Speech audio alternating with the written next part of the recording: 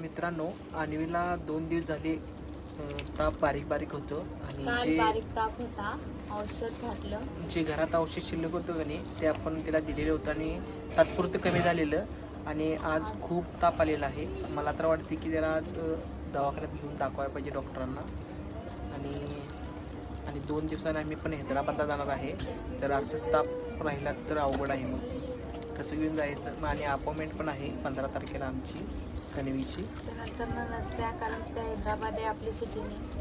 त्यामुळे की नाही त्याच तारखेला आम्हाला इथं जावं लागतं चेकअपसाठी. आणि बघू शकता इथं अन्वी कसं झोपलेलं आहे.